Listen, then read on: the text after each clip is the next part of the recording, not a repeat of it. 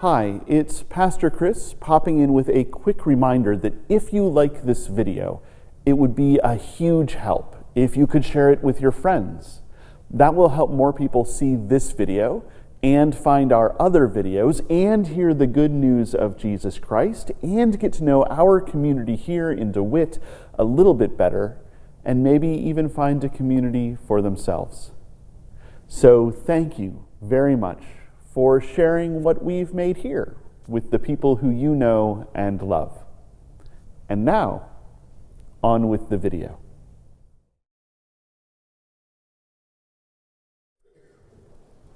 We have to remember where we are starting from.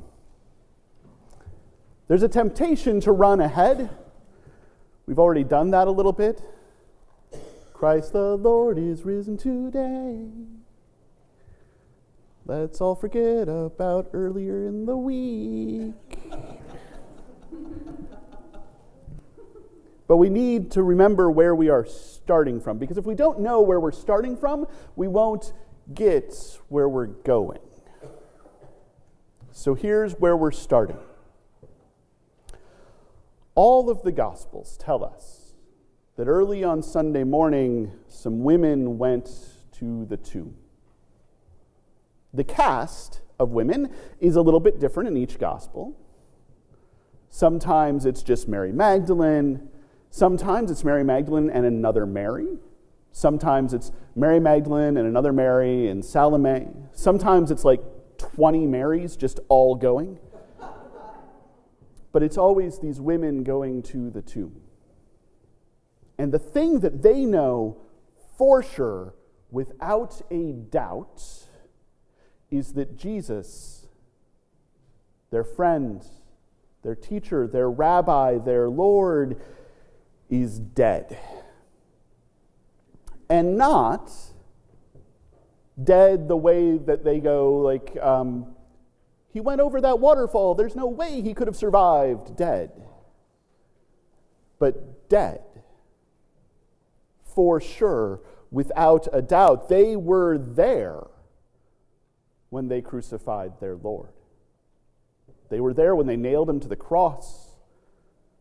They were there when they pierced him in the side. They were there when they laid him in the tomb.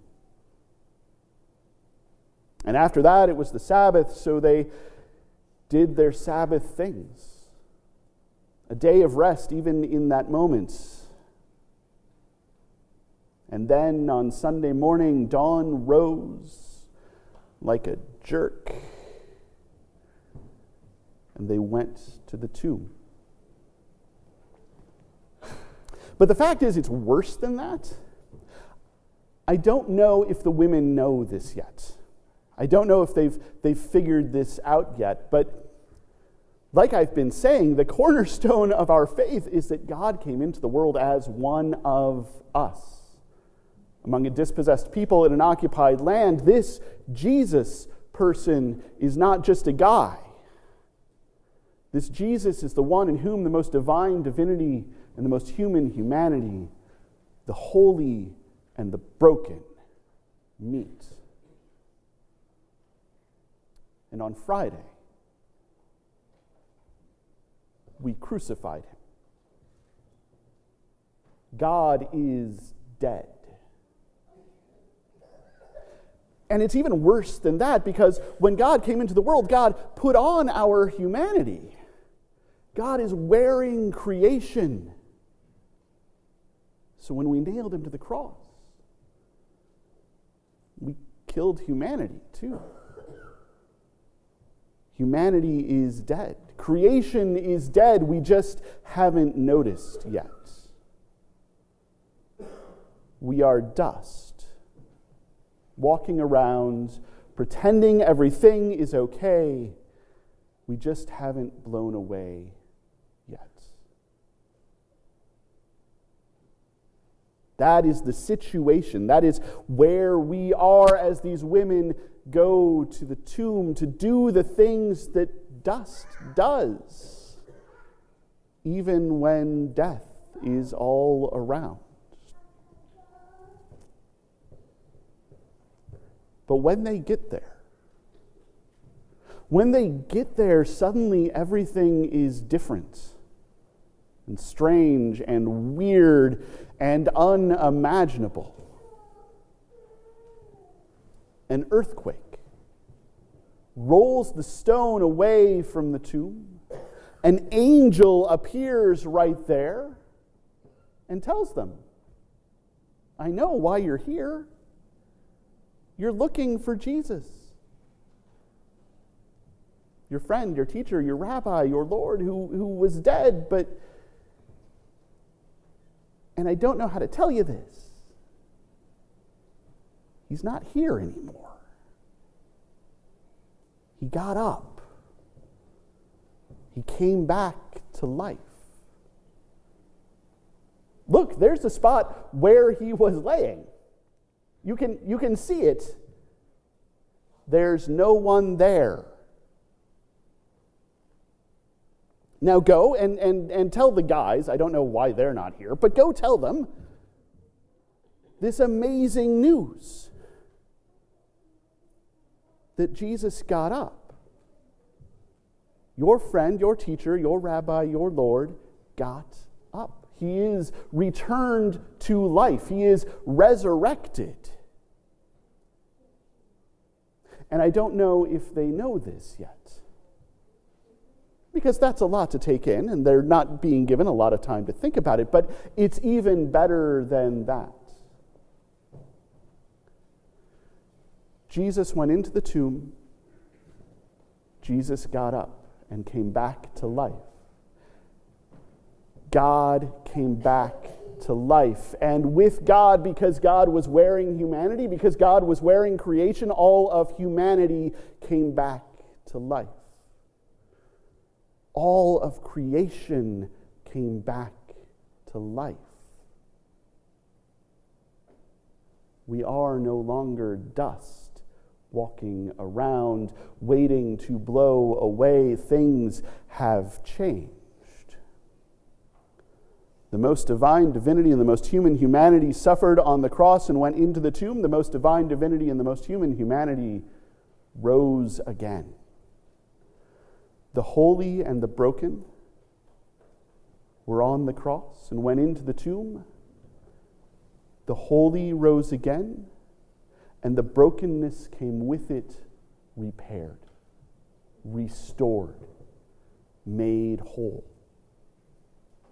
That which was dead has returned to life.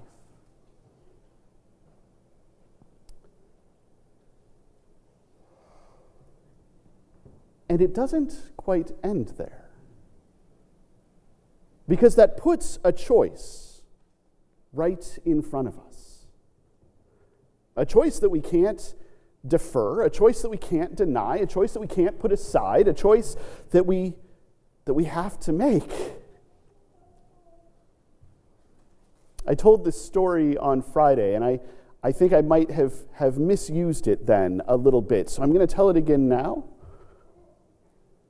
Some of you might remember the end of the Shawshank Redemption, when Red, played by Morgan Freeman, is working bagging groceries at a grocery store. Now, Red has been in prison for a long time. He was in prison at the start of the movie. The movie lasted for a while. He was in prison close to the end, and then he got out. And in this moment, when he's bagging groceries, he turns to his boss and he says, "Hey, boss, can I go use the bathroom?" And his boss says, "Of course.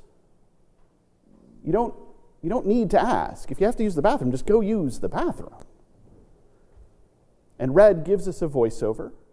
So this next little bit is in Morgan Freeman's voice, telling us that he couldn't just go use the bathroom. He had been in prison for so long that it had gotten into his bones. He had gotten used to it. He was well adjusted to that. And now he was stuck with it. He couldn't get out of it. He needed permission to do the things now that he needed permission to do in prison. He's free, but not yet free. We often live in that way. We were dead and maybe didn't notice it, but now we're alive and maybe don't notice it. The world is restored and we're still walking around like we're dust waiting to blow away. We're still doing all of the same things. We're still playing all of the same games. We're still going to work and making our widgets, and going to the store and buying new widgets, and going home and playing with the widgets. Acting like everything is the same as it was, but it's not. A whole new possibility has opened before us. We are alive. Creation is redeemed. We are restored. The world is full of love. The kingdom is blossoming around us. And the choice before us is whether we keep going like we had been going, or we live. We live. We be human.